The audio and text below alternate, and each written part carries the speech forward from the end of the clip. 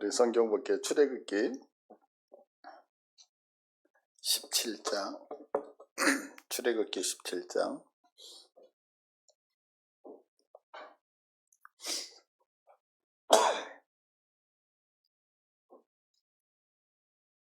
출애굽기 17장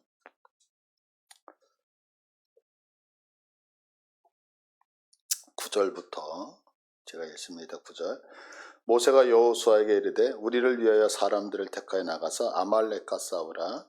내일 내가 하나님의 지팡이를 손에 잡고 산 꼭대기에 서리라. 여호수아가 모세의 말대로 행하여 아말렉과 싸우고 모세와 아론과 훌은 산 꼭대기에 올라가서 모세가 손을 들면 이스라엘이 이기고 손을 내리면 아말렉이 이기더니 모세의 팔이 피곤함에 그들이 돌을 가져다가 모세의 아래에 놓아 그가 그 위에 앉게 하고 아론과 훌이 한 사람은 이쪽에서 한 사람은 저쪽에서 모세의 손을 붙들어 올렸더니 그 손이 해가 지도록 내려오지 아니한지라. 여호수아가 칼날로 아말렉과 그 백성을 쳐서 무찌르니라. 아멘. 이 길이 어떻게 생겼냐면요, 이렇게 꾸불꾸불해요. 이렇게 꾸불꾸불하고, 보통 광야 그러면 이렇게 마치 사막과 같이 전체가 다 보이잖아요. 근데 여기는 길이 꼬불꼬불할 뿐만이 아니라 양쪽이 바위산이거든요. 그러니까 바위산에서 이렇게 꼬불꼬불해서 저 앞에 바위 틈에 이렇게 다 암석이에요. 이렇게. 근데 그 암석들이 우리나라 보면 이렇게 큰 바위들 있잖아요. 그런 바위들이 산 옆으로 완전히, 그리고 나무는 하나도 없는 그런 곳이거든요. 그러다 보니까 이렇게 협곡으로 되어 있거든요. 이 길이 꾸불꾸불하고 양쪽에 바위들이 많고. 그래서 이제 그 계룡대, 우리나라 계룡대 육군본부가 계룡대 육해공군 본부가 있잖아요. 계룡대. 그 계룡대 장군들이 가서 이 곳을 지나가면서 했던 얘기가 뭐냐면, 만약에 전쟁을 했을 때 이곳에 숨으면 백전백승을 한다는 거예요. 왜냐하면 딱 봐도 숨어 있으면 찾지를 못해. 근데 이게 또 외길이야. 그러니까 지금 이스라엘 백성이 250만 명 그러면 250만 명이면 보통 이 앞뒤 간격이 몇 킬로나 될까요? 어마어마할 거 아니에요. 그죠? 그러니까 그렇게 어마어마한데 우리나라 도로로 아마 여기 요 앞에 큰 길, 요 정도 넓이거든요. 도로가 요 정도밖에 안 돼요. 그러니까 거기서 횡대로 한 20행대 정도 되겠죠. 그렇게 해서 지나간다 그래도 아마 수십 킬로는 쭉 연결이 되지 않을까 생각이 드는 거예요. 그런데 이제 그렇게 선두는 지나가고 거기 숨어 있다가 뒤에 이게 처지는 분들이 있을 거 아니에요. 연약한 분들. 그러면 뒤에서 바위에서 쑥 나와가지고 그냥 허리를 딱 잘라고서 공격해버리면 순식간에 이제 당하는 그런 위치란 말이에요. 근데 이제 그런 곳에 있으니까 이 아말렉 사람들에 대해서 하나님께서 아주 진노하게 되시는 거잖아요. 근데 오늘 성경을 보시면 9절에 모세가 여호수아에게 이르되 우리를 위하여 사람들을 택하여 나가서 아말렉과 싸우라. 내일 내가 하나님의 지팡이를 손에 잡고 산 꼭대기에 서리라 라고 해요. 이렇게 지금 두 개로 분배가 되어지잖아요. 한쪽은 실질적으로 나가서 싸우는 사람, 또 하나는 이제 산 꼭대기에 서리라 라고 얘기를 해요. 그러면 우리가 이제 생각할 때는 이렇게 생각하잖아요. 여호수아가 훨씬 더 현장에 나가 있으니까 어찌 보면 실질적인 승리를 갖고 오는 사람이라고 보잖아요. 그런데 그렇지 않다는 거죠. 왜냐하면 성경에 보세요. 10절에 여호수아가 모세의 말대로 행하여 아말렉과 싸우고 있어요. 그러면 모세와 아론과 훌은 산꼭대기에서 올라가서 무엇하고 있을까요? 전체를 다 보는 거예요. 조금 전에 말씀드렸잖아요. 앞뒤가 안 보이거든요. 근데 가장 높은 산에 올라가서 지금 우리 편, 적군 편, 제가 어떻게 행동하고 있는가를 다 쳐다보는 거죠.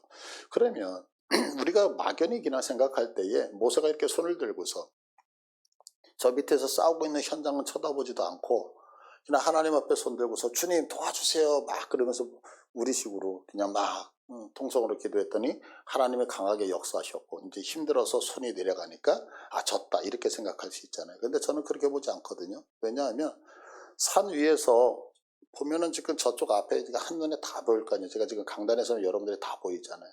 그럼 이 강단에 섰을 때에 제가 뭐를 했겠어요? 모세가 기도하면서 눈 감고 기도했을 것 같지 않아요, 저는. 왜냐하면 눈 뜨고 기도했을 것 같아요.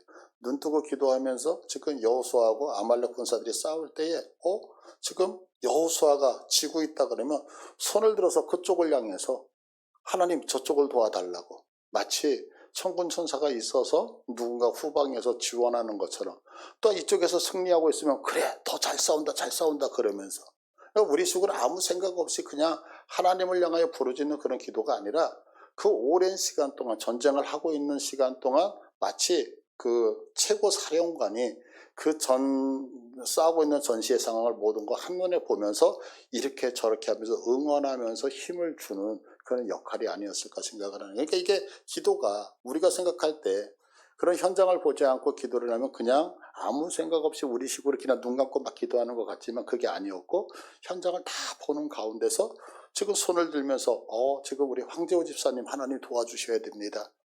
우리 전도님 도와주셔야 됩니다. 라고 하면서 하는데 문제는 지친다는 거죠.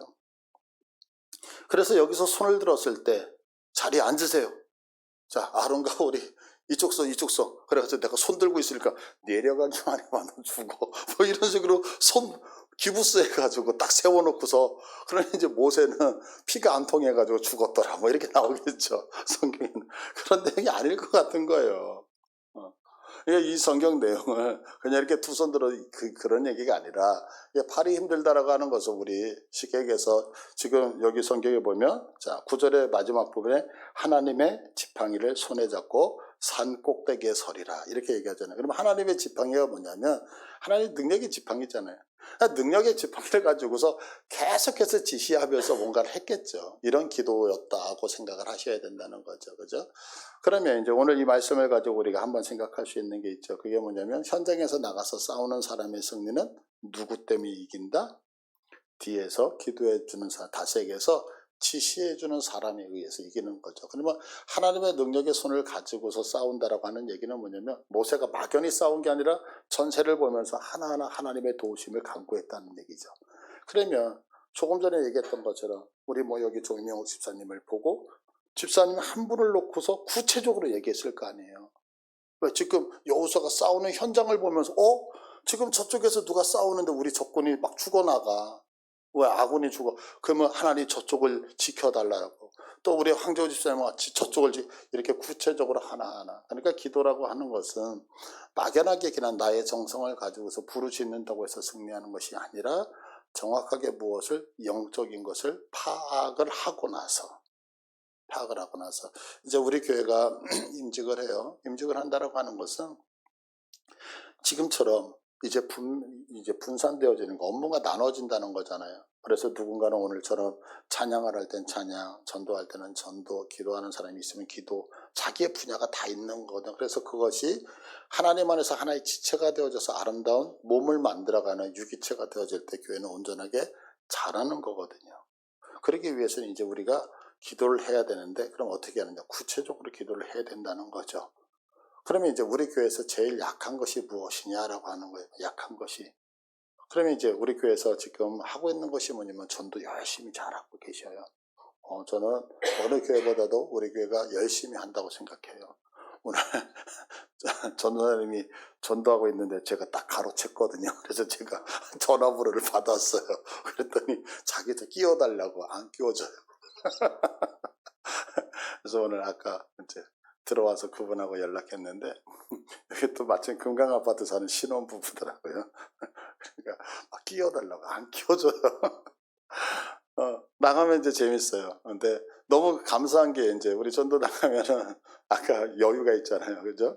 많은 분들한테 전도하고 그러다 보면 양해원 교회가 이제 소문도 나기 시작하고 또 전에는 이렇게 말을 한마디도 걸지 못했는데 지금은 막 말 걸다 보면 그냥 저기까지 갔다 와요.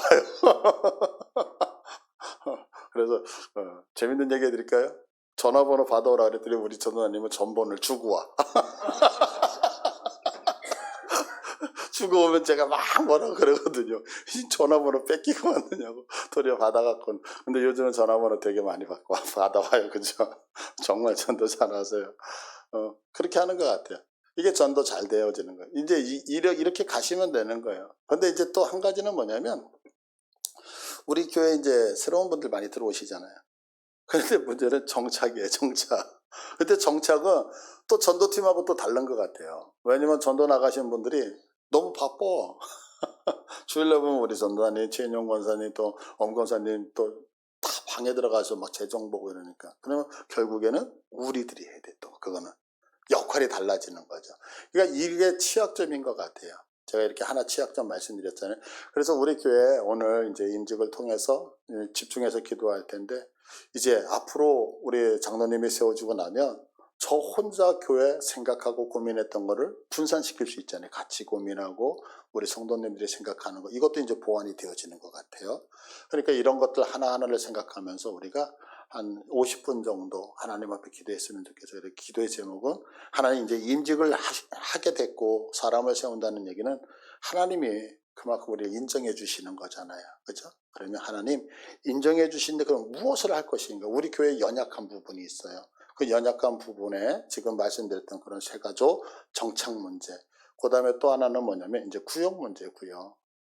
구역이 그냥 나눔에서 끝나면 안 돼. 이제 그 안에서 재생산이 일어나야 되거든요. 그 다음에 또 이제 다음 세대 문제예요. 다음 세대 문제는 뭐냐면 아이들은 계속 크거든요. 그러니까 어른들은 5년, 10년을 볼 수 있지만 아이들은 성장해 나가니까, 지금 우리 주일학교 전도사님이 맡고 있다가 아이들이 자라니까 최인용 원사님이 한쪽을 맡았어요. 근데 이제 2, 3년 뒤면 또 이 아이들이 중고등부로 올라오잖아요. 그럼 이제 중고등부 사역자가 부족한 거예요, 지금. 그러니까 2년, 3년 뒤에 아이들이 중학교 갈 때 이 아이들은 어떻게. 근데 중학교와 초등학교는 완전히 생각이 틀려요. 세계관이 틀려요. 그러다 보니까 사역자를 어떻게 만들어야 되느냐, 이런 문제가 이제 또 대두가 되어지는 거예요. 그래서 제가 전도사님한테 협박해요. 조만간에 직장 없어진다. 주일학교 애들이 다 자라면 주일학교 사라지잖아요. 이게 조만간이에요, 조만간. 그러니까 대안들, 이런 것들. 그래서 기도 제목, 우리의 부족한 부분을 놓고서 기도했으면 좋겠어요. 그 다음에 또 한 가지는 우리 찬양단이에요. 찬양단은 뭐냐면, 우리 조경지 피택 장로님이 장로님이 되시잖아요. 이제는 교회 어른이라고요, 교회 장로님. 그죠? 그러니까 못해서가 아니라 어른이시기 때문에 누군가가 이제 바톤을 이어받아야죠. 어른이 나와서 하기에는 그렇잖아요. 10년 더 해요? 그냥? 아멘? 뭐 그러자고요. 여러분들이 원하신다면 이제 누군가 받아야 되잖아요, 이것도. 그죠? 그러니까 이게 아니란 문제가 아니라고, 이게. 이해되시죠? 우리 다 같이 기도의 제목 놓고서, 그래서 마치 모세가 지금 위에서 아말렉 전쟁을 보면서 그냥 막연히 기도했던 게 하나하나 구체, 하나님 저기를 도우셔야 돼, 하나 이쪽을 도우시, 이렇게 기도했던 것처럼 하나하나 여러분이 놓고서 기도했으면 좋겠습니다. 우리 주님의 이름 부르고 기도합니다.